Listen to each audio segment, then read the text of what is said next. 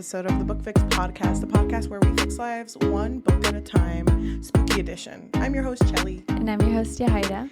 Oh my gosh, this year went by so fast. Mm-hmm. And I don't know if you feel the same, but we started the year off so strong with our reading. Yeah. Where I was kind of like, this reading goal is going to be a piece of cake. Yeah, I remember thinking the exact same thing because I remember last year my goal was 100 books. And I remember at the end I was like, oh my God, how the fuck am I going to get to 100? So I was really like stressed about it. Mm-hmm.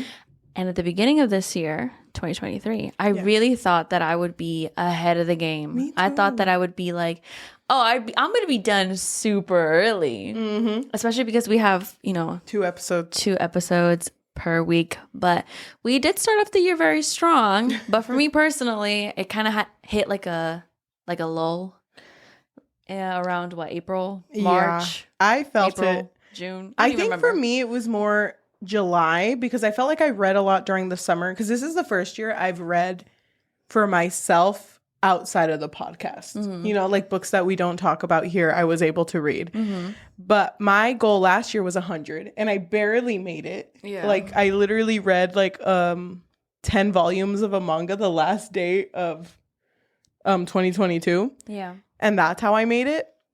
But then I was like, I'm going to challenge myself. I made 100 easy. I'm going to try 120. That was my goal for this year. You put 120. I kept 100. So, okay. So I did change it. Oh, you changed it back. Okay. I changed it back because I was like, I don't want to stress myself out with reading. If I keep a steady 100 for the rest of my life, then I think I'll be less stressed out. Because I totally didn't take into account that both of us have busy lives too. Seriously. Also, shout out to the people who only put one book as their goal. That's awesome. My sister put 20, and it's funny because we're over here in the 50s and 60s, and she's over here I don't think I'm gonna make it.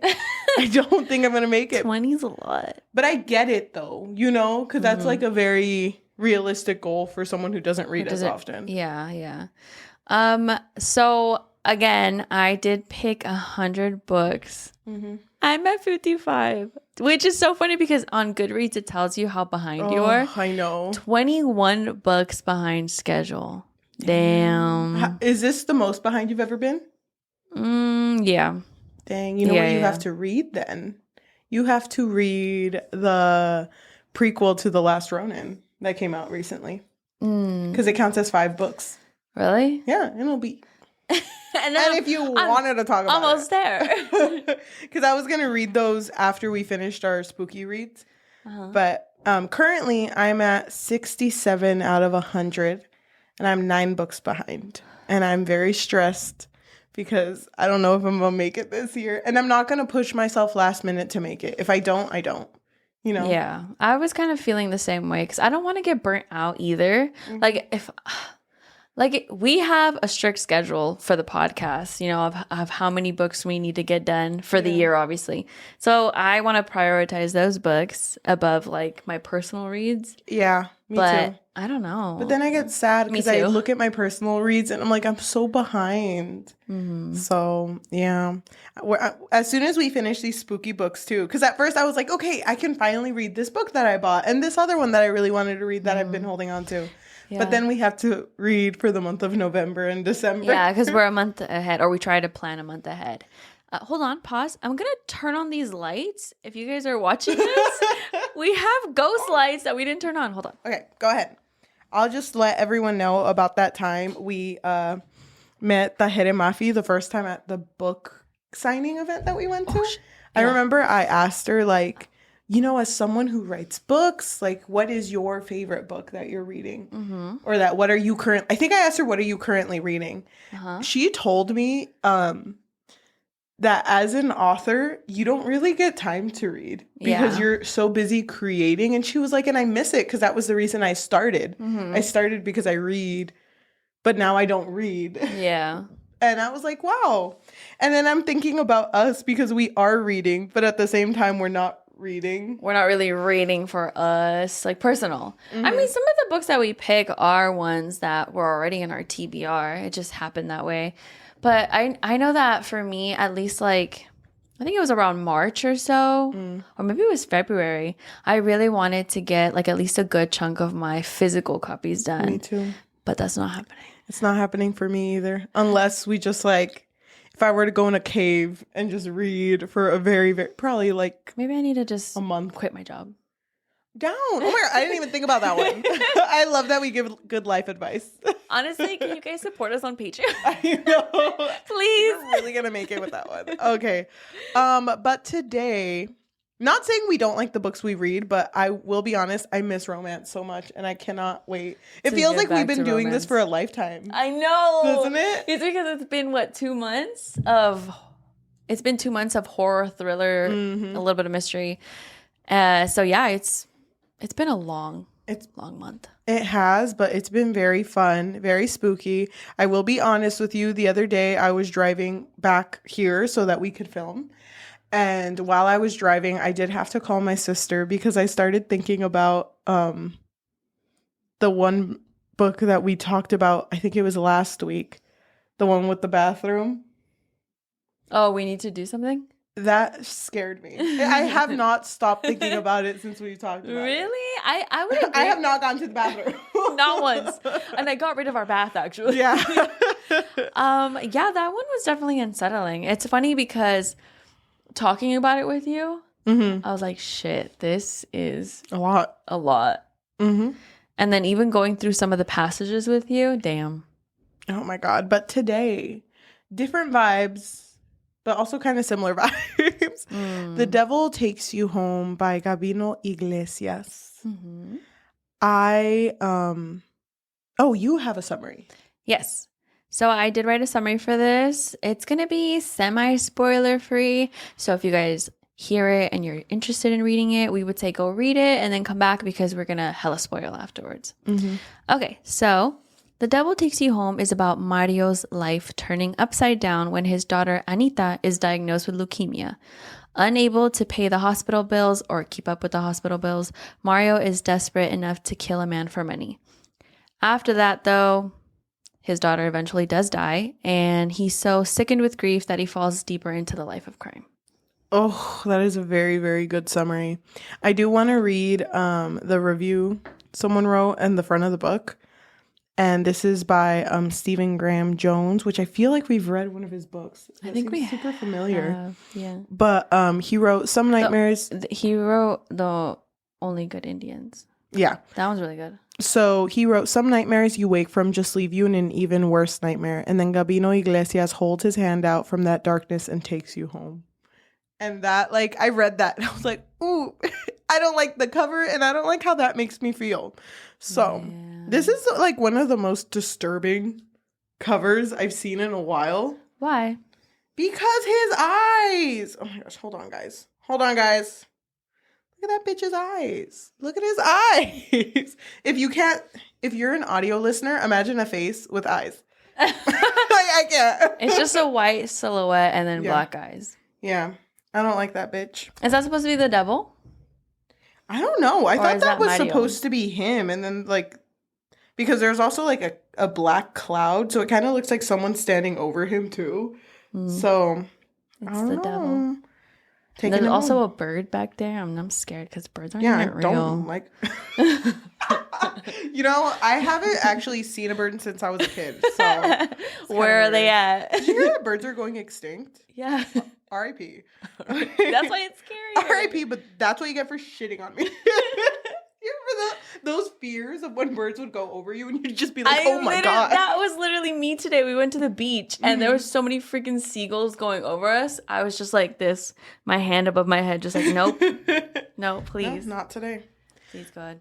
Okay, so why don't we go ahead and just start talking about this story, which I didn't expect it. I don't know if you felt the same way, but the beginning of this story up until the first death, the first kill, I should say, was so quick. Yeah, everything happened very fast. I feel like the book definitely is easy to read and for you to keep along with it. But first, why don't we guess? Oh, yeah. How the other person feels. So Cheli and I, we don't talk about these books, but we like to kind of assume how the other one would rate it out of 5. It's funny because we just did our horror tier list Yeah. Remember? I do. And remember how you were like, oh, supernatural when it has to do with religion? No. Mm-hmm. Forget that. Not down. So I'm going to assume that you're not going to give it like a 5. I'm not going to look at you. Look at me? No, I can't look at you. Wait, look at me.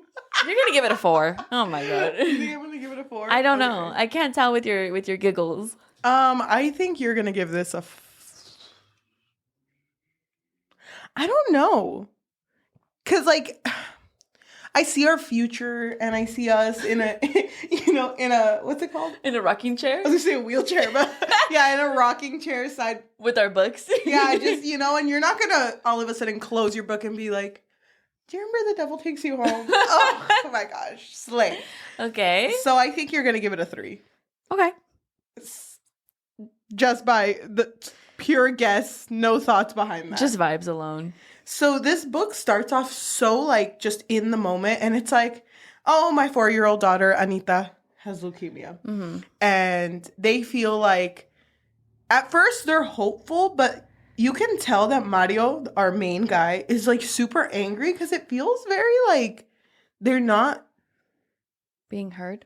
They're not being heard, and they're not respecting their opinion as parents. Mm-hmm. And he gets really mad because he's like, oh, this feels very racial because they talk to us as if we don't understand what they're talking about. Because there was this one part where one of the doctors was like, oh, yeah, the thing that's being affected is this part of the body. The part that makes white blood cells and like speaking super slow. Yeah, so she just assumes that he doesn't understand what the fuck she's talking about. Mm-hmm. So she'll describe it in a way that's like for a child. Mm-hmm. I don't know. It's very like just like putting them down. Uh-huh.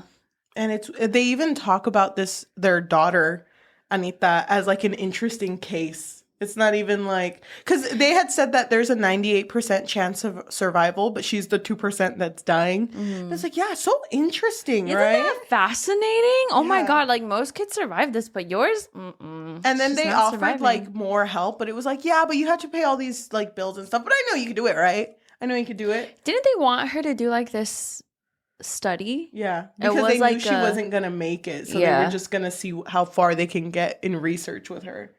Mm-hmm. So that's kind of what it felt like to me. Yeah, but I agree. It sucks because Mario and his wife, Melissa, they were both just like, they had no hope that they just went to God, basically. Mm-hmm. So Melissa would just put candles by Anita's bed and just pray, put holy water on her, bless her, and just tried her best. And it was sad because they basically said that it looked like their daughter, who had once had so much life, was like withering away. Yeah.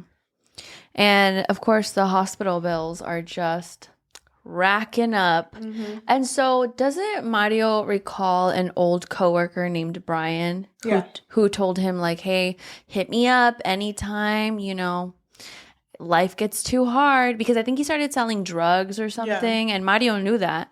And so because of the hospital bills and just the stress, he does end up reaching out to Brian. Without really telling Melissa anything. Yeah, he doesn't tell her. Yeah, so he, one day when Melissa is with Anita,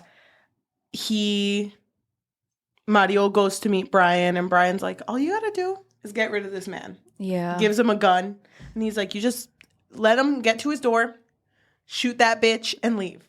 Yeah. And Mario's like, I don't, Brian, no.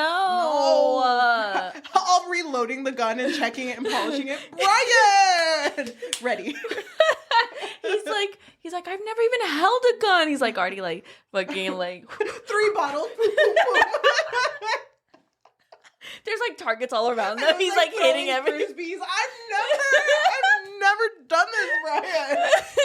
Brian, what gave you the idea that I can hold a gun? Wait, I can't use. It's too heavy. I know. I can't just use my own. He's like pulls some out of his pocket. But it's weird because he's given this task to kill someone. But doesn't he not say the word kill though? I feel like the first one. Brian doesn't specifically say kill this man. I think he says something like knock him out, or I'm not even sure. No, the first one was kill. You're thinking about the second one where it was like you choose. Oh, You know, right. For the first one, it was like, no, you have to kill this man. But then leave. But doesn't Brian tell him, like, well, if it makes you feel any better, he's not that great of a guy, so. And you know just what? ¿Cómo se llama? Mario never... He never asks. No. And it's funny because when he sees the guy he has to kill, he's like, you know what? Fuck that bitch. You're just like spaghetti ass bitch. And he's all putting up his hair. He's like, okay, now I feel it. Yeah. He had no, like... He felt no guilt. Mm-mm. And that was something that scared him the first time. Yeah, the first time he killed that first guy, he even said it, that, I thought that I would have felt guilty. I thought I would have felt repulsed, but he didn't.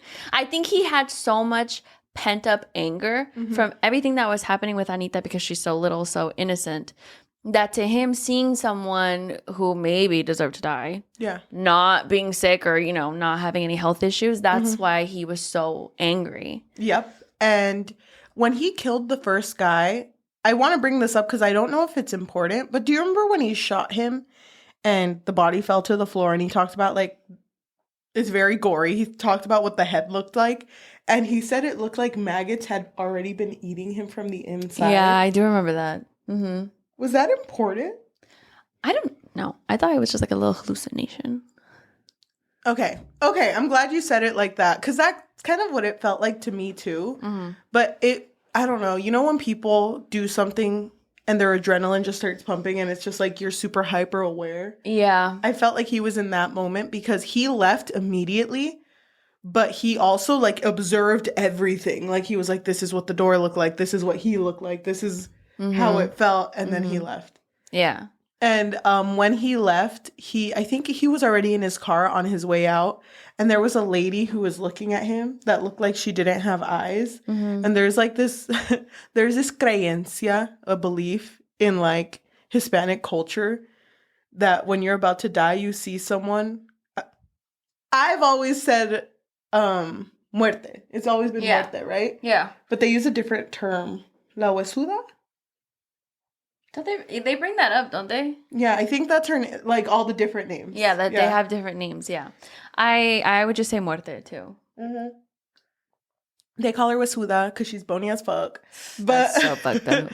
That's why she is the way that she is. But she's Lady Death. And basically, he thinks that he sees her because he's like, oh my God, something's going to happen to me. But it doesn't. Not to him. I do want to bring up, though, at the beginning of the story, he did bring up that he can feel things that other people can't feel. Mm-hmm. So he doesn't get like, it's not like angels talking to him or anything. He doesn't believe it like that. He more believes it that he'll only hear things when something really bad's about to happen. Yeah. So he woke up one night because he felt silence in his house and he just knew his mom was dead. Mm-hmm. Or like he woke up once and he felt a chill and then it turned out his friend who was not even near him was in a car crash and died. Mm-hmm. So then he feels like this gut feeling and then gets a call from Melissa and you can hear her crying and he already knows that like Anita has died. Yeah. And it was right when he killed the guy. Yeah, like right after the first one, right? He already has like his $6,000. He's all set. But yeah. So basically, it's just really depressing because he did this kill thinking like, okay, I'm going to pay the hospital bills and then we're going to help Anita more with all of this money. But then he kills this man and she ends up dead. Like those moments in movies or shows or TV shows are so sad. But he doesn't regret any of it. No. Even like after killing him and before he knew Anita was dead, he was like joyful. Like he was trying to fight back a smile and he was like, this is great because it's like I'm getting revenge for all the people who did this to Anita. Like all the bad people who caused this. But even like after she died and him and Melissa go home, there's this weird sense of like they're blaming the whole world on Anita's death first. Mm-hmm. And they blame everything. They're blaming the microwave for like the radiation. They're blaming the TV. They're blaming the toys, pollution. Mm-hmm. And then they start to blame each other. Mm-hmm. And then they start to blame themselves. So like it's just falling apart. Yeah, and they definitely become shells of themselves. And it sucks because it's kind of gradual, like when their relationship starts to fall apart. That for me, like when it did fall apart, I was a little bit shocked. I thought that they would have stayed together at least a little bit longer. That they would have lasted. Just a little bit longer. But then once like you could see that anger that they felt, even towards each other, I was like, damn, they're not going to make it. Yeah, it sucks. After his first kill, he didn't do any more until him and Melissa had a very big fight in which she basically just told him to do a small thing, like, oh, can you call this person for me? Oh my God, I remember And this. he was just like, yeah, I'll call later. And then she completely, like, not even blew up. It was just, like, in a very nasty voice. Like, no, you won't. No, you won't, because you never do, because you're fucking useless. And she just says that, and in his mind, it's so stuck on him. Like, it stung so much. Mm-hmm. And he was, like, trying to walk away, but she was walking behind him. Probably just trying to get somewhere, too. You know, they were just trying to walk through the house. I think they were just aimlessly walking at this point, especially because I remember that part, that those words kept playing in his mind, right? And for some reason, I had to reread a little bit of that because it felt like she kept repeating it. Yeah, but he no. was just hearing it over and over in his head. I think the way that she did it was just kind of like an off comment, like, oh, yeah, right, you won't do it, you never fucking do. Yeah, you know? But it was, he did say that it just felt sharper, like it was cold, and he can even see it in her eyes that she was just gone, like she wasn't who she was. And he got really mad that he ended up shoving her to the floor, well, elbowing her. And then she, like, crashed into the table. She, like, it was a horrible fall. Yeah, it was. And she was just... I thought he, like, elbowed her face. Elbowed her face, and then the back of her back, I think, hit the table. Yeah. And then she fell over. And so she, like, ended up really injured. Yeah. And I think this part, they were, like, both in shock. Mm-hmm. And no one said anything. And he was, in his mind, he was like, I could apologize. I could go down and ask for forgiveness. Or I could walk away and ruin this, basically.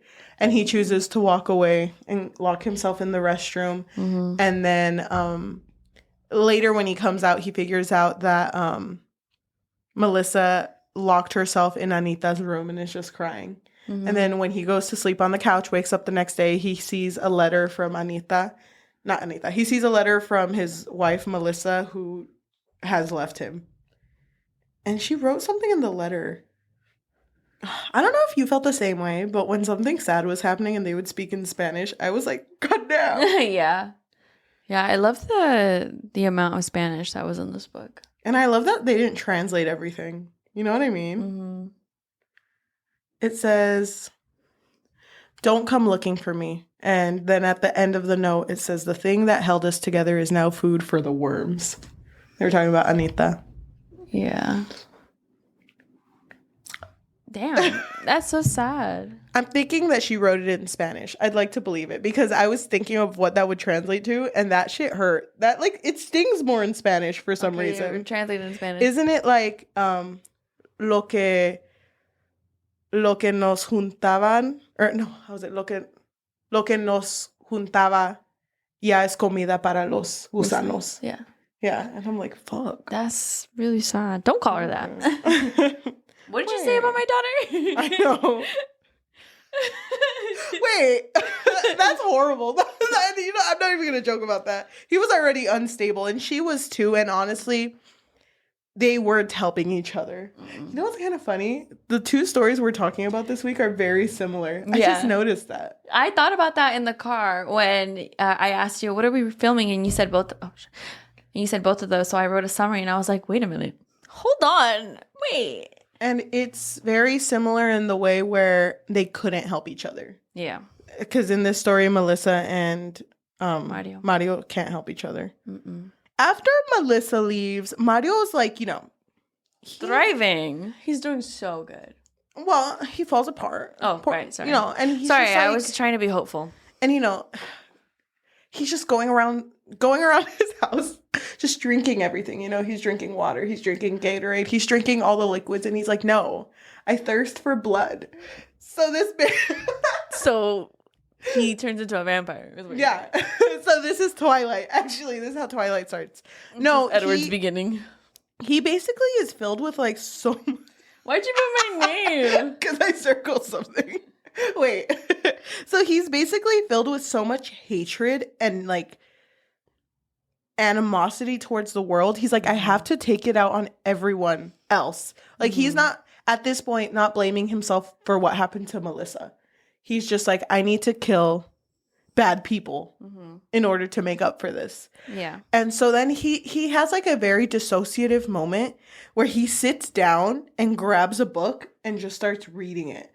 And then when he finishes it, he's like, fuck, I don't remember what I just read. Yeah. But he was so invested in it the whole time. So it made him like very irrationally angry.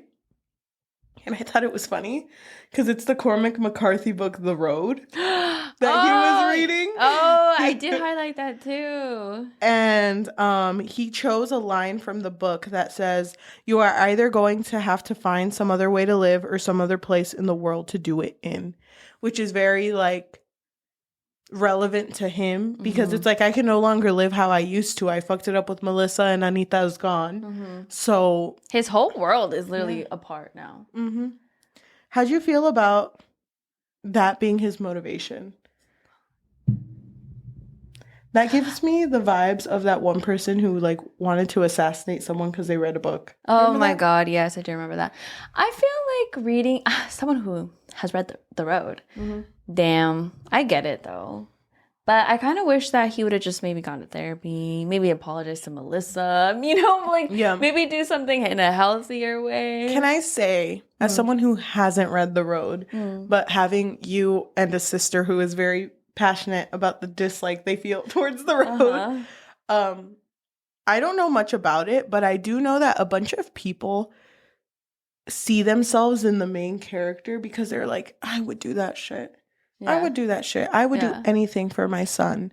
But then the son, spoilers, the son at the end not choosing to live like his dad did, always is like, oh, I just never understood that ending. It kind of like defeats the point of everything. So he doesn't even see that. Because at the end of that book, they choose to live in a place where you can trust others. And he doesn't trust anyone. He doesn't trust anybody, no. Which kind of is his downfall at the end. But yeah. Well, the main character is not that bright. Which I'm surprised because I thought stupid. Wait, in The Road or in? No, in this one. I did read The Road, but I don't remember it like that well, honestly. I'm surprised that the main character in this one wasn't more level-headed because I thought he would be, but then when I like sat with it for a bit, no, he never has been. He literally killed a man at the beginning. Yeah. So, God, and I do understand that this is a world in which he ran out of options, and this is the life he turned to. Not saying that people haven't. But it's sad because this is really, I don't know. It happens very often, but it's also kind of rare, right? Yeah, that's what I was going to say. Like when you deal with a family member who goes through something like cancer or just something that's life-threatening, and then, the hospital bills just rack up, and it's really sad because obviously this isn't like a foreign thing that happens to somebody. And I think Mario is also very big on, being Mexican because he's of a darker complexion. Yeah. Because even in the beginning, like when he notices like, oh, these doctors are white, and that's why he always mentions it too for anyone. Yeah, for anybody in the story. So to him, he feels that disparity of both races. What was my point? The fact that this happens often but is rare. Like his choice of committing a crime in order to make up for someone in his family. I mean, obviously, like not everyone turns to the life of crime, but I can see why people would, right? And also being Mexican. Yeah. These are stories you hear, like stories of people who know people who know people. Like there's always something that's like, well, they did it because they were thinking of someone else. So I kind of understand that. Doesn't justify what he does. No, it doesn't. Yeah. But it's just a really sad situation. But it's funny because throughout all of the people he kills with Brian, for Brian, I should say, he doesn't have to kill all of them, but he chooses to do it anyway. And every time he kills them, he's like, they were horrible people. It's like he tries to convince himself so that he feels better about the situation. But then, I don't know. Why would you believe Brian also? Because Brian would say like, oh, they're bad people, but like he could easily lie about that. And Brian was also just like very drugged out most of the time. Yeah. You know, but he had so much like, because they were friends, he thought he has to believe in Brian. Mm-hmm. Which is funny because throughout the story, he's doing things that are slowly becoming worse and worse. But in his mind, he's like, but I'm not the bad guy. So he literally puts himself like in the heart of like mafiosos. Yeah. Right? Yeah. So he and Brian are talking one day and Brian's like, dude, we're gonna live good. We're gonna live good. Last job. I mean it. I swear these pinky promise. Pinky promise, you and I. Thanks, Brian. Yeah. Little kiss for good luck. But it's like, this one's the one. Yeah. This one's the one. And we never have to kill another man again. So when that conversation happens, they were supposed to meet at a bar in which Brian went late to. But there was like an instance where like there was a man there and this man started speaking in, I forget the language, but it's an African language. And Yoruba? Something like that. Right? But. Yeah, right there. Yoruba. Yeah. So this man basically tells him like, you're going to be in some deep shit. You have to be careful. Don't trust everyone. And it's like while he's talking to this guy and Brian's like, come on, we gotta go, we're gonna go make money, whatever, let's go talk about it somewhere else. Rich. This man just disappears. But okay, sorry, I'm like mixing it a little bit. This person that he sees, is this his old neighbor? Used to be, yeah. Right, it used to be his old neighbor, right? But then wasn't there something off about him, like the way that he saw him in this moment? Yes. Or was that somebody else? No, it was this one. Because I remember he saw someone that looked like they were floating. Right? Oh, that's someone else. You're thinking of someone else. Oh, that one fucked me up. Yeah, right? But no, for this one, it was like... He was a neighbor who used to always call him Or, which meant friend in Yoruba. He was a man with a haunted past who had too much love for his gods and too much hatred for everyone else. So it was someone who just knew, you know? Okay. And... So he gets a warning, pretty much, like be careful. And then also, doesn't he tell him like, "Oh, you probably shouldn't be doing this." And then at the end of the chapter, he's like, "Yeah, I'm gonna go do this." Thanks, bitch, but you're fucking dead. So I think you're a ghost. So I'm just gonna go. No, try to stop me here. Try to stop me. Like, you can't. Yeah. But like. He ends up going with Brian and they meet up with this guy whose name is Juan fucking Carlos, a.k.a. Juanca. I fucking forgot that because I have family with like very variations of the name Juan. Juan, yeah. It's just a very common name, you know, Juan Gabriel, Juan Carlos. I know. I didn't want to point, so I stopped myself. Like, I know Juan Luises. Like, I know a bunch of Juans. Yeah. I love every variation of Juan. Yeah. Juanca, Juan Lu, Juanga. Yeah. I don't know why that's such a big thing in my life, but I'm just like. So you saw his name and you were like, this man right here. I contacted my family member. I was like, you're in it. You did it, bitch. But so they meet up with this man whose name is Juanca, who is like very scary. He's a very scary looking man, and it's weird that someone has like, I don't know what other word to describe him as, but like peppy Brian is.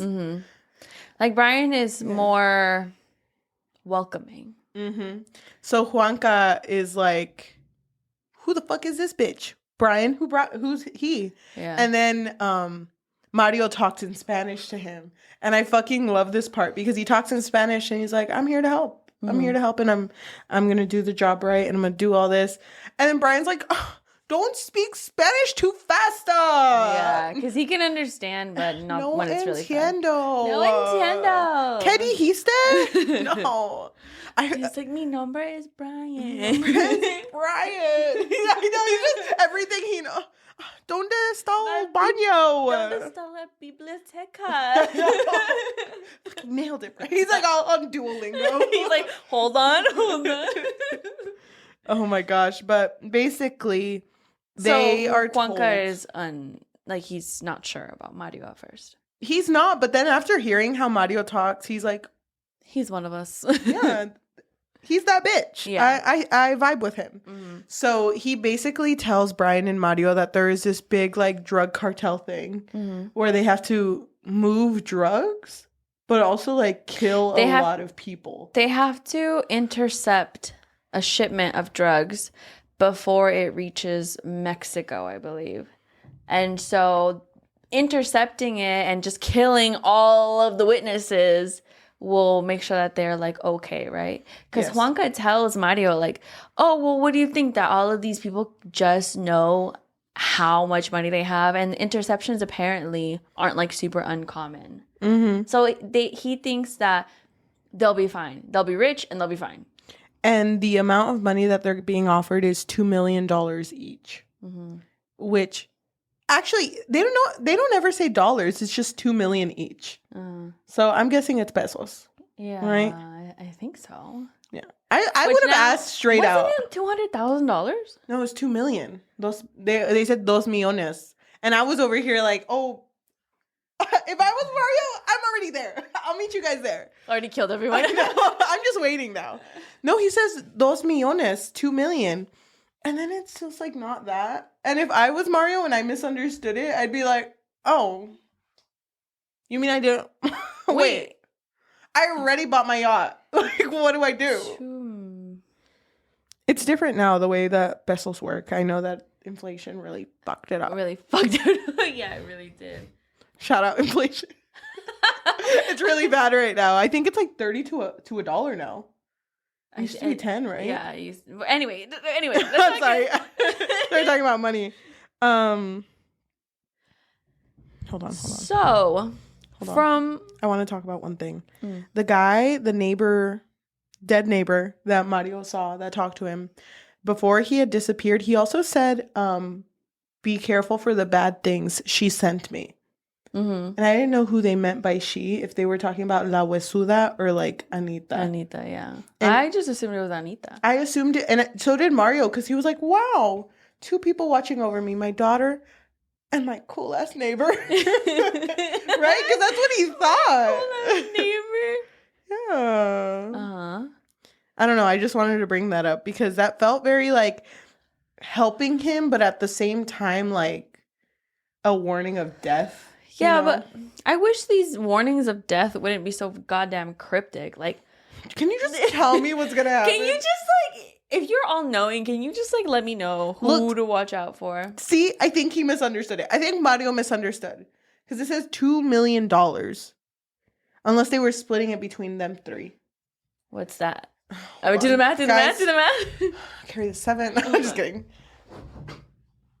Oh no, that makes sense, because they each got like 300,000, right? Because 2 million, 2 0 0 0 0, and 3. That would be like a. Oh my god! You think that'd be like a 7, because 21ish, so 600,000 each. That's a lot of zero. Oh, that's a scary number. That's the devil's number. Did they do that on purpose? Wait, no. So 2 million. Oh, divided by 5. Because remember, there was 2 guys that joined them later. Oh yeah. Divided by 5. Yeah, that makes sense. It's like 400,000. How much they got? Man, I would have. If I was Mario, I have to add that first just to make sure it's not out of context. If I was Mario and I figured out like you have to split it. Yeah, I'm like, okay, guys. To be honest, what has Steven contributed? Like, I don't even know that bitch. No, we were at dinner the other day and he ate like 3 whole meals. And did he offer to pay when it came up? No. I did. That bitch doesn't deserve his money. But so before they get into it, they decided to do a little pit stop, right? Yeah. This pit stop was fucking weird. Where I was like, I feel like I'm reading a different story, but also I think it makes sense. It's weird to me because yes, at this point of the story, I was like, they aren't even bringing up Anita and Melissa anymore. No. It's like not brought up at all. So I was like, well, kind of. Well, he would bring it up every once in a while, but it was more of like in narration. Yeah, but it wasn't even like he's gonna do anything about it. Yeah. You know? So basically what happens is they go to this house and Brian, I think he's like having withdrawals at this moment. So he's in the back of the truck and he's going fucking through it. And Juanca and Mario are going to go to this house and they see this old lady. And this old lady is like, come in, I guess. And basically what ends up happening is really fucking weird. So I'll just say the backstory, even though we find out later. So basically what happened was there was this woman who was a drug addict, if I remember correctly. And she ended up dying, overdosing, but she was pregnant. And so I think the mother or somebody saw that she was pregnant, cut out the baby, and the baby survived. And so this was deemed as like a miracle, right? Everyone was like, this is un milagro. Because basically they said the baby was already in La Huesuda's arms. Yeah. And you basically took her from that. And so because this baby was seen as a miracle, people sought out this child. Which they nicknamed Los Milagros. Right? I think so. Milagritos, whatever it was. And I think at first they would just kind of like pray to the baby, right? Or like, I don't know, like it started off very mild where they would just like be there, want to be in the presence, pray to it. So the house turned into like a religious like a place to visit. Right. Like not exactly like a church, but kind of. And so as this baby grew up, people started wanting like actual things like hair, nails, toenails. Yeah. Because they thought this was a milagro. And so bad people then ended up showing up at this place and being like, I want a whole pinky. Yeah. Because when this person took like a finger and they did some job, I can't remember exactly what it was, but they did some job and they were like bombarded by a bunch of like bullets and people were shooting at them. He did not die. And so this just kind of instigated that belief of, oh, this really is a milagro then. Yep. So now everyone would seek out this child now. And take chunks of the child. Yeah. And the mom was, like in Mario's eyes, he's like, why are they doing that to that child? Because that was the reason that Juanca and Mario went there. They went to go get like the toe of the child. And Mario was so disgusted by it. But then Juanca was like, well, she's making ends meet. That's how she pays for like, you know, everything. But then like, it's also, I don't remember how he says it or how he brings it up. But he makes a comment that's like, ¿Cómo se llama? A reference to the title of the book and says, when it's time for things to get ugly, we ride con el chamuco, which is the devil, basically. You know, because sometimes God is your co-pilot, but the devil takes you home, is the one that takes you home. And it's kind of like, I think at this point was when I was more like, wow, Mario really sucks. And he's always trying to judge others first for like what they're doing. And what's happening to Milagros is horrible. Yeah. But like what he's doing is equally as horrible. Yeah. And he still put the toe in his pocket. Like. So it's not that horrible if you're just accepting this toe. Yep. But Juanca wanted this toe because he was like, well, we're going to need this good luck to survive this. That's horrible. Oh, gosh. But isn't it crazy? Didn't Juanca take the toe, though? No, I think Mario had it. I don't remember who had it. I thought it was Juanca. I'll tell you one thing. It wasn't Brian. It was not Brian. Brian was out of it. It's funny because there was this one part where like they were eating breakfast and Brian was like, ooh, the three amigos. And just Juanca and Mario were like, why is he like this? I know. Why did we bring him? Yeah. I thought it was funny. I felt bad for Brian. He was definitely an outsider. And then especially when... I don't remember what part in the story this happened, when they beat up two racists. And then Brian didn't say anything about it. And then Juanca got mad at him. Do you remember that? I do remember that, but I don't remember the context of it. I think it was because probably getting breakfast. It was because Juanca was gone for a bit, and Mario was the one who beat him up, and then it was Brian who was like, "Hey, are you okay?" Like trying to defend.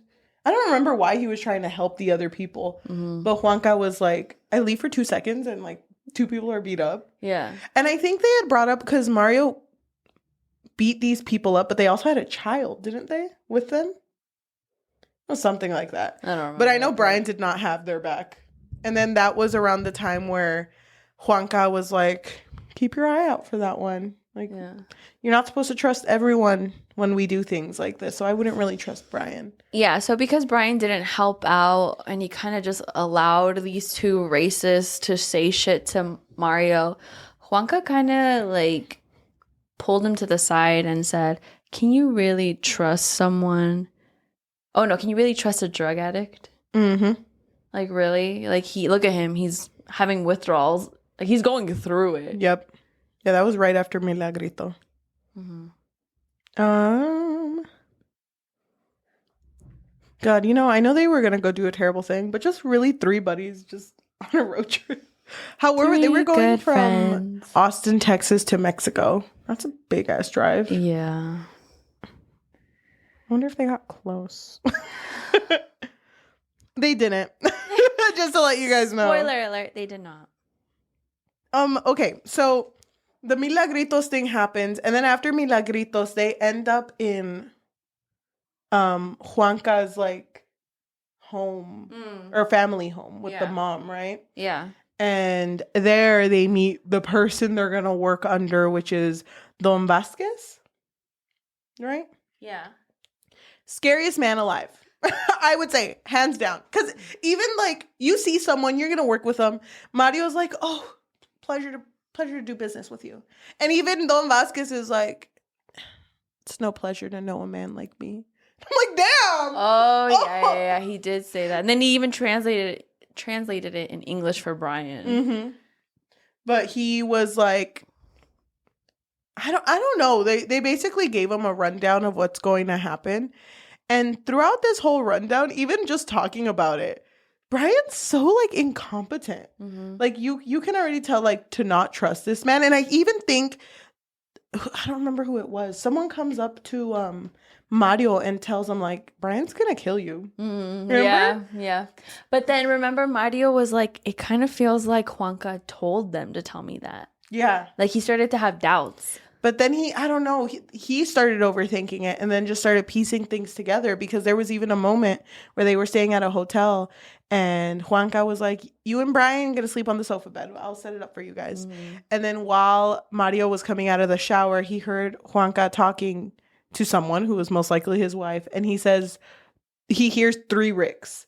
And in his mind, he's like, oh, that's how many bricks we're getting of money. Mm-hmm. But we each get 1. So why would he say 3? Yeah. So then he's like, oh, this bitch is going to kill us. Yeah. He is going to kill us. And he becomes so obsessed. Mm-hmm. Like he heard that and he was like, fuck Brian. I'm going to kill Brian. I don't even care. You know what? He was never even my fucking friend. Yeah. Even though he was. He was his friend. And now that I think about it, in the morning when I was like, Brian, pass the salsa, he didn't. So like, fuck that bitch. He's going to kill me. Yeah. So he's now all, even though he hasn't said he's going to kill him, it's now stuck in his head like, oh my God, he's going to try to kill me.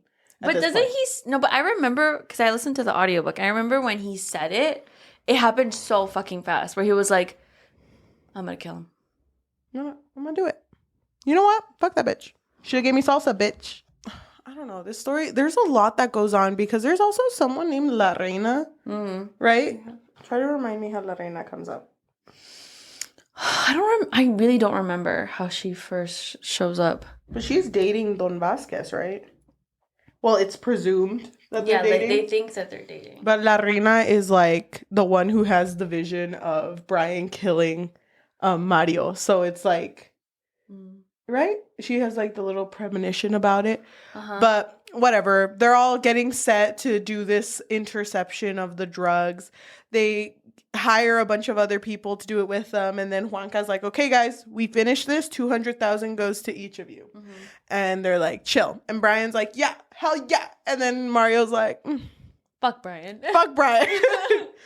Like he can't focus on anything else but killing Brian. Yeah. So then the whole interception thing goes through, and it goes pretty well. Yeah. Brian gets shot, and it's funny because Juanca is like, is it a good shot or a bad shot? And Brian's like, all of them are bad shots. I don't know what you want me to tell you. So it wasn't that bad. But when everyone is dead, they're like, okay, let's check the bodies and make sure they're dead. And I'm going to say this part, and then we can go back to the part with the floating lady. But when all is said and done and everyone is dead, Brian is kind of like leaning over and looking at something. By everyone, you mean like the bad guy, the quote bad unquote guys. quote unquote bad guys. Yeah. Not Mario's team, I guess. No, because they're good people. Yeah, super good. After everyone is dead, Mario is like approaching Brian, who's kind of hunched over, and he's reaching for his side. Mm-hmm. And in Mario's mind, he's like, he told me his left pocket's his favorite pocket. I know he puts his gun in there because he doesn't use a holster. He doesn't like to use a holster. He remembers that. So then he shoots Brian in the back of the head. Oh, and it's very gory. It's very gory. And he even describes like the body turns around and is looking at him, you know? So it's like, but in his mind, he's like, I had to do it. I had to do it. Okay. He was like, it was either me or him. I want to stop there for a bit because there was one person who was with them at the beginning before they did this, the big interception, where they like walked with Don Vasquez and this man and took him to Don Vasquez's crocodiles and killed him brutally. Yeah. They killed the man brutally. And they did it in a way where like they held the man up to the crocodiles, let the crocodiles bite, and then they were supposed to pull him away. So it was horrible. And then when that happened, they crashed into Gloria, who was like another lady who was part of this, who like kissed the man who they had just killed. And then she threw up like black gray, like thick smoke. And then she started floating. I don't exactly remember that. I don't even. It's like. Honestly. A haze. I don't remember it either because I was like, what the fuck is happening? And it was funny because everyone was like that. Yeah. Everyone was like, what the fuck is happening? But then Brian and Mario have a conversation and Brian's like, honestly, things that don't make sense sometimes happen. Just gotta vibe with it. You just kind of have to accept it. Yeah. Yeah. Go with the punches, as they say. But I wanted to bring that up because even when they do the interception, isn't there creatures that are there too? Right? Yeah, like there's like I don't know, like it looks like a monster that like pop out, and aren't they like shooting at them too? So this story just kind of feels like it's supernatural, but also not. Yeah. I don't think it is. I think it's like fake supernatural. That's why I'm telling you. I wonder if that connects with the beginning of the story. With the first man he kills and the whole maggots thing. I'm like wondering how much of this is hallucinations. And I think I write that somewhere where I'm like, is this kind of like Silent Hill, the game, where it's like you see what you think you're seeing? Yeah. You know, because why does everyone treat it so normal? Like it's just so like, oh yeah, the Wasuda, I had lunch with her last week. She's just around. Yeah.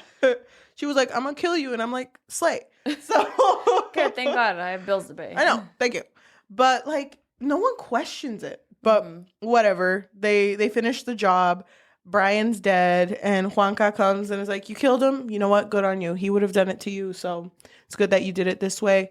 You get his chunk of the money, so you basically get $400K, and Juanca gets $200K, and... Mario is so dumb. Happy ever after. I don't understand why he never thought anything weird about Juanca. You really think that some guy's just going to be like, you can get his whole sum? You wouldn't think that he'd be like, let's just split it. Okay, but think about it. Think about it. That dinner when Brian didn't pass him the salsa and Juanca's like, oh no, I got you. And he was like, that didn't actually happen, by the way. Juanca! Dude, they kind of had something. I don't know. They didn't, if you want to know the truth. You're overdoing it. Because they go home. No, okay, well, First, let's just bring up that Brian had a pregnant girlfriend who he was like, I'm going to turn my whole life around for her and the baby. And the girlfriend's name was Stephanie. And so Stephanie, I think she would talk to Mario a little bit. And so Mario did form a small connection with her. And so he was thinking like, damn, I just took... her source of income pretty much. But he was going to kill me, so I had to. But he still wanted to leave the money. Yeah, so he was going to give Brian's share to Stephanie because he felt bad. But then when he was reaching for the money in the backpack, he realized that Brian's gun was in there. And then he was like, oh my God. He wasn't reaching for his gun. He was moving his belt that was probably digging into his wound. So I killed an unarmed man. He wasn't going to kill me. Yeah. And it all hits him and he feels horrible, but he's not going to tell Stephanie. But he feels very, very horrible going up to her door. But the way that this happened was kind of crazy because he would keep thinking about that day. Like it almost like happened again, right? He was trying to remember, wait, where was his gun? Where did he have his gun? No, he had to have had it on him. Yep. And it's funny because while he's thinking that, he's also saying the Padre Nuestro que estás en Oh, los cielos. yeah. He's like saying the prayers. Yeah, he's praying. And then so he goes to Stephanie's and she's kind of like weirded out, no? Yeah, because it's like, why are you here? But she's not sad. Yeah, she's not sad. She's just like, why are you here? Why are you visiting? And you know who else is there? No, wait. Before you say that, Mario asks her something, right? And she brings up her thyroid, that she takes pills for her thyroid, It's right? called like Thyrex, which sounds like 3 bricks. Yeah. And he's like, oh, he wasn't talking about the money. He was talking about the medicine. Her medicine. So Brian, because when Brian was talking to Stephanie on the phone, Mario thought that he said 3 bricks. And so he's like spiraling right now. He's like, oh my God, fuck, I just killed Brian, my friend, Brian. I'm my bestie. You know what? I wasn't even mad about the salsa. I was fine. He knows it upsets my tummy. That's why he didn't give it to me. Fuck. So, oh my God. And then go ahead and say what happened with Stephanie. Well, Juanca's there. Good friend Juanca. And he's like, babe, Stephanie, babe, I've been with for my whole life. Mother of my child.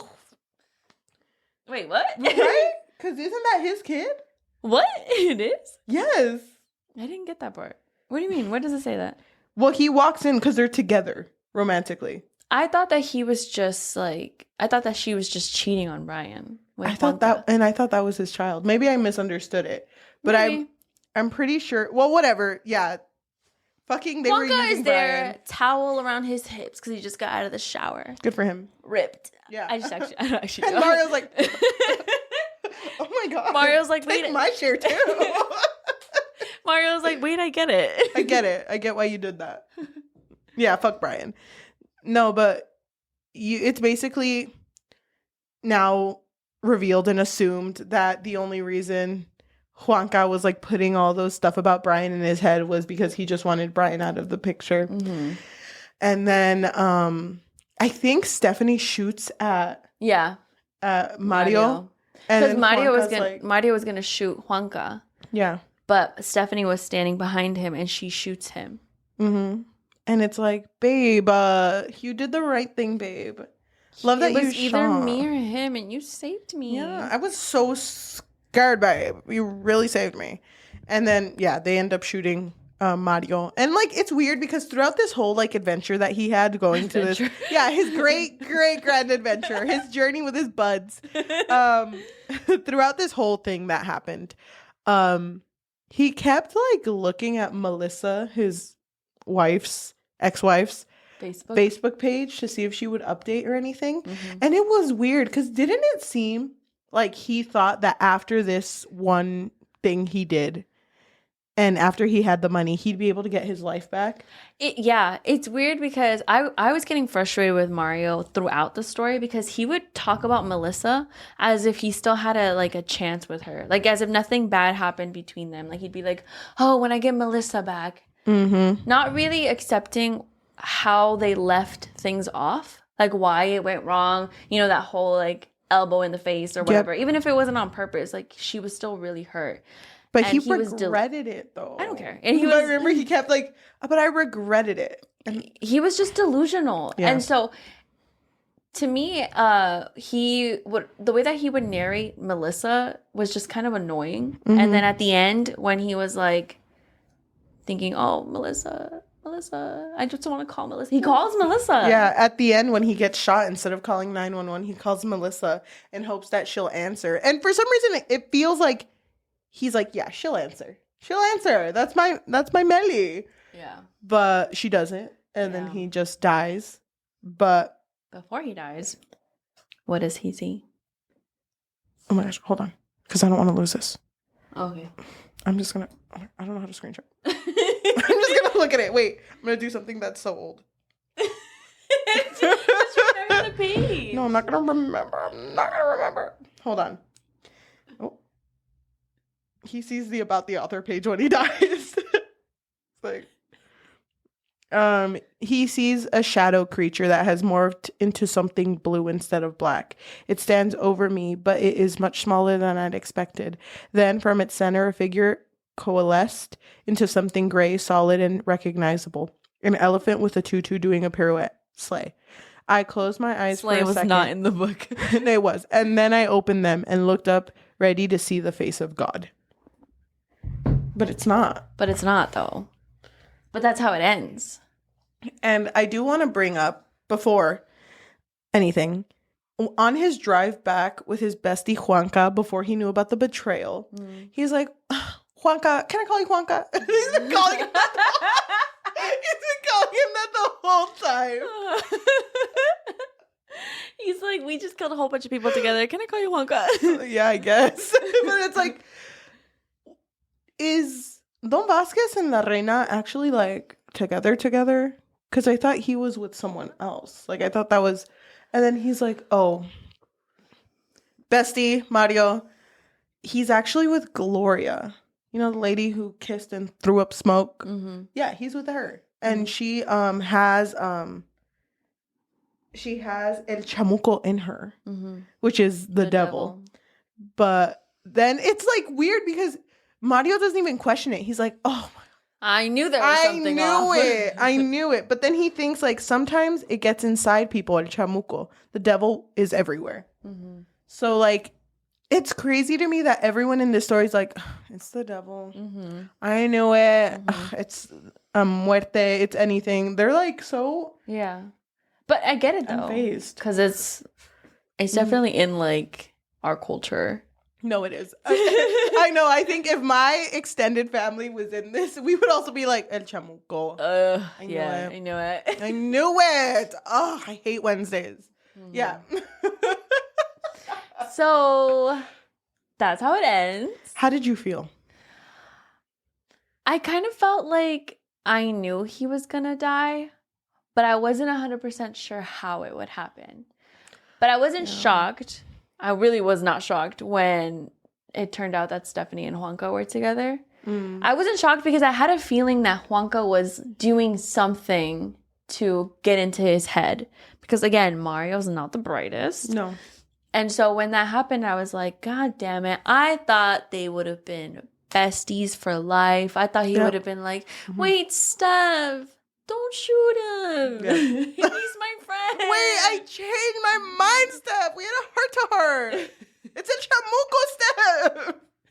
But, yeah, same. I thought the same. I didn't think he was going to die. I thought he was just going to live to become what he hated. Oh, okay. Like, he became the bad guy now.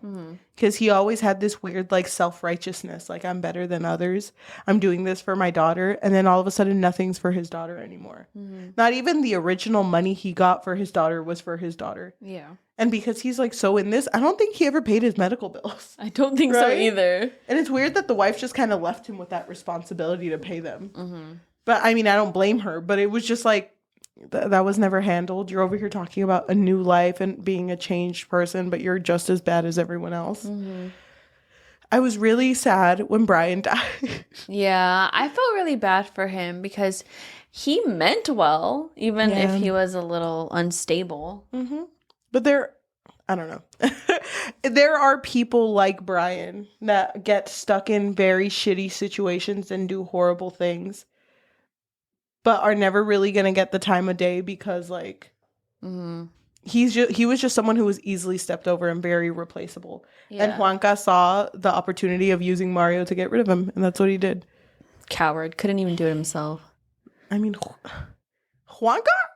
Yeah. I don't think Juanca's ever killed a man. Why didn't he just do it himself? I don't know. I think he just likes the power that he has. Now you got me thinking, like, Is that his baby? Is Stephanie pregnant with Juanca's child? I thought it was Brian's child. I don't know. I think it's Juanca's. But do you remember that part where like they had like a little vision of the baby being born and it was born deformed? Oh, yeah. Do you remember that? Mm-hmm. That part kind of scared me because I was like, what the fuck is happening? I thought that was real for a bit. And I was like, oh. But it felt kind of like it was leading. Omen. Yeah. There we go. It was leading to like, this ain't gonna end well. And I think that was what it was. It's not his. It's kind of sad because Mario had a lot of signs. You know when you say, God, throw me a sign? Mm-hmm. He had many signs. God, wait, throw me a sign I like though. Throw me a better sign though. It's like, don't do it, bitch. And it's like, do it? Do it? Okay. No, because that's my neighbor and he wouldn't tell me no. He was always my yes man. But he had a lot of signs and he didn't listen to any of them. Mm-hmm. So, because we talked about you not liking horror that involve religion, did you feel like this was what you were thinking about when we were talking about the horror tier list that we did? No, not at all. Really? I don't think this handled... Because the thing is... I don't like when religion is brought up and it's the main aspect. And even though this had a lot of like religious undertones, I guess, didn't it also feel like there was nothing religious going on? It was just all these people are kind of evil monsters. Kind of. Well, I just feel like, is it because they said that chamuco gets in everyone, so wouldn't it be? And the devil's everywhere. Wouldn't it be there? And then I'm assuming who he saw at the end was probably the devil. Yeah, I'ma just guess. Because he's expecting to see God, but I don't think he will. And then I really like that idiom, even if God is the co-pilot, the devil's the one who takes you home. Mm-hmm. And I mean, Juanca took him home. Yeah. You know, so it's kind of like, they kind of took each other home. I don't know. I don't know. That's I feel like this one was really heavy on religion for me, especially with the whole milagritos. Because that to me is so.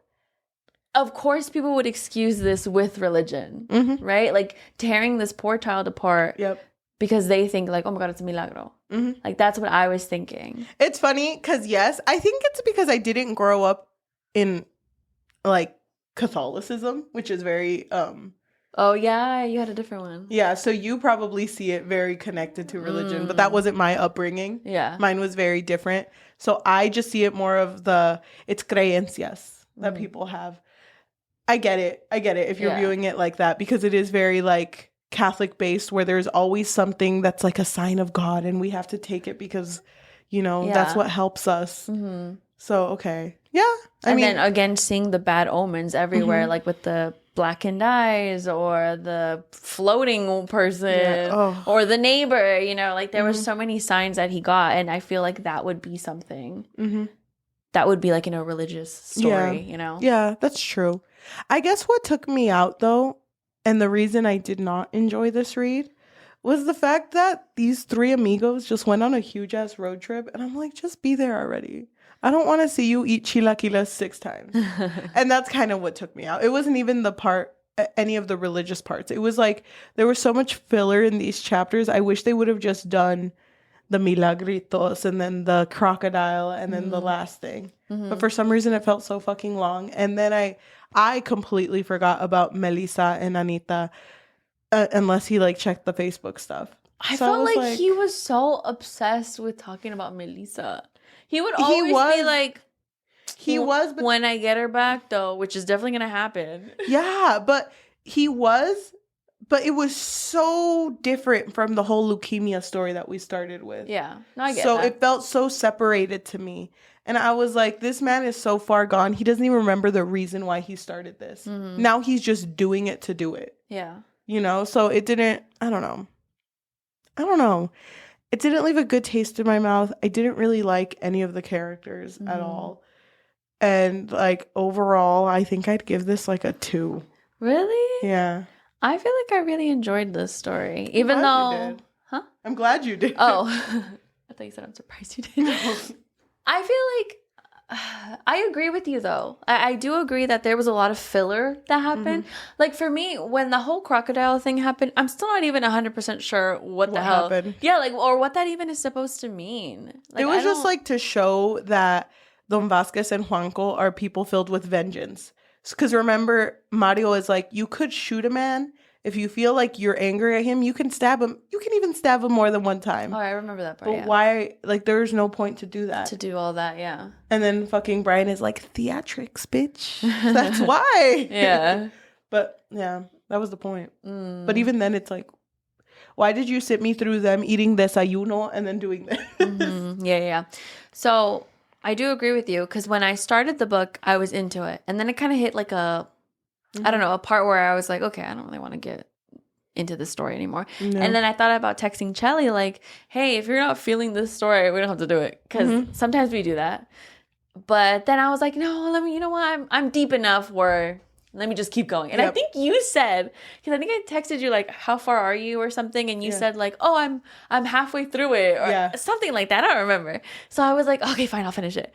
So then I think midway, it was kind of like losing me a little bit. But I don't know. And then it kind of picked up again for me. I think it was after Milagritos. Yeah. Because that was very shocking. Yeah, it was. I was like, what the fuck?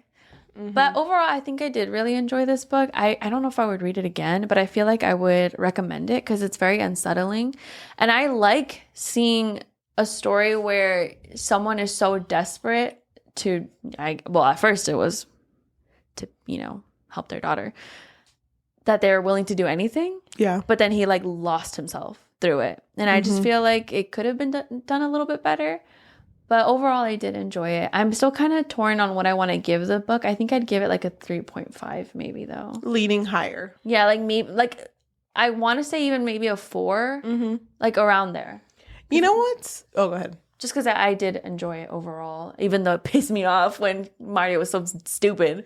You know what's something I wish that would have happened? What? Because like you said, in Hispanic culture, or I think I don't know who said it. Someone in here said it. In Hispanic culture, it's not saying that it's very, very common, but it's common enough to hear stories like this where like a father will do something for their family that is not morally right. Yeah. You hear these stories from friends of friends of friends.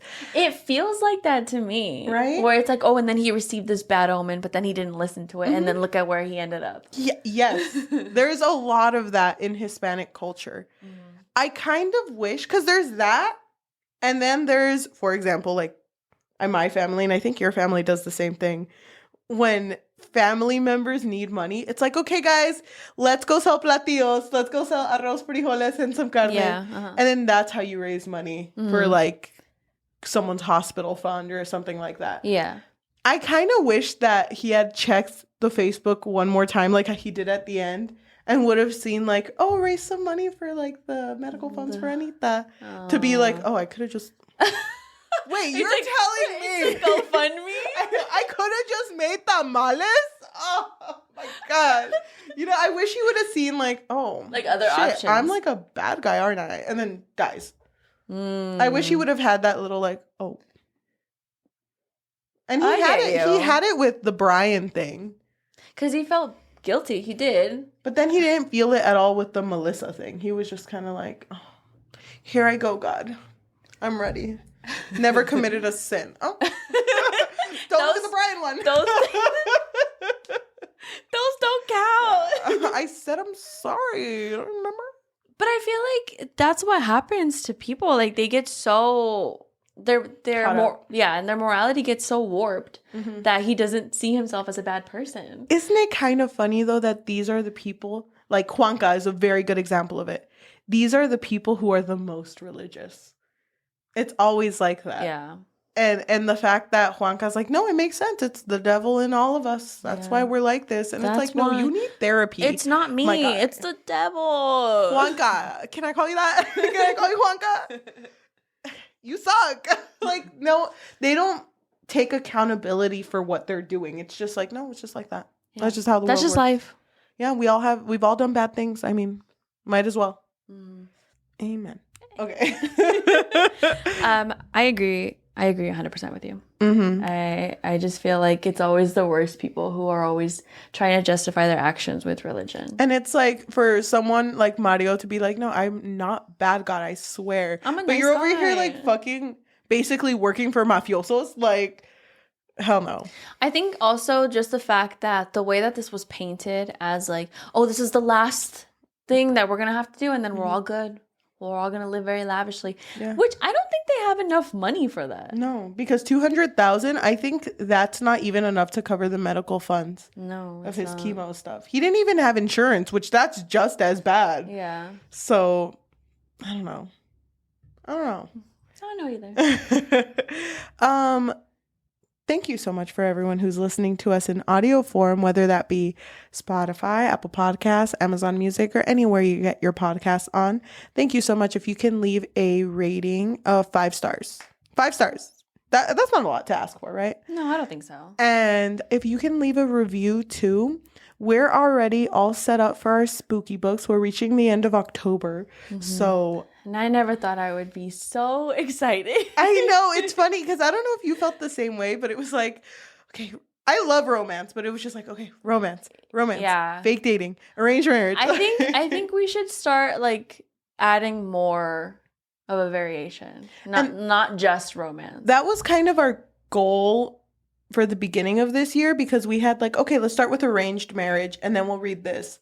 So you're right. We should put variation of what we read, but not just like romance tropes. More like, I mean, thriller. Don't get me wrong. I love romance and I miss it. And that's our first book is going to be a fake dating. I don't know about that yet. But please recommend us books that are preferably not spooky ones right now because I'm all spooked out for us to start our November with because that would be amazing. If you are watching us, if you have extra money and you would like to support us, what can they do? So we did make a Patreon, and for right now, it really just serves as a way to let us know that you really enjoy what we do here. You can find us on patreon.com/bookfix. If you are watching us on YouTube, thank you so much. If you can like, comment, subscribe, and hit that notification bell because we post every Tuesday and Thursday. If you want to follow us on social media as well, we do have an Instagram and Threads at The Book Fix Pod and a TikTok at The Book Fix. Thank you. Thank you. So we usually end our episodes by reading a good and bad review of the book we just read off of Goodreads or Storygraph. Do you want to read the good one or the bad one? I want to read the bad one. Okay, I'm going to look up a good review. It has a 3.68, which honestly, that falls right in between what you said you would have given it. Yeah. I think that's valid. You're going. Okay, so this one comes from Shar, who gave it a 5 out of 5 on Goodreads. I'm going to read little parts of it, but it says, from nearly the very first words and continuing throughout, these pages are infused with grief, guilt, sadness, racism, poverty, and overall realness. Gabino Iglesias pulls no punches, nor would I want him to. I said these punches are packed enough to break your heart several times. I think the story told here is not that unusual. Parents want to provide for their families. They want their children to be healthy and to have things other children have. Those wants become needs, and sometimes it's hard to do what is needed, and sometimes nothing can be done at all. The devil takes you home broke my heart and stole a piece of my soul, and as such gets my highest recommendation. All right, so I'm going to read Chanel's review. They gave it 1 out of 5. And they wrote, I just cannot with this book. It's so boring. It's causing me to read less because I'm dreading picking it up. It was my most anticipated book of the month this month. I'm 80 pages in and I'm bored to death. Also, the Spanish adds nothing to this book. My book of the month came with its own translation guide that I was excited to get. I'm currently learning Spanish and was excited to learn more, but it takes away from the flow of the book. Me constantly having to close the book to look up a passage. I'm using the translation guide as a bookmark, and today I'm just tired of being broken out of the immersion of the story.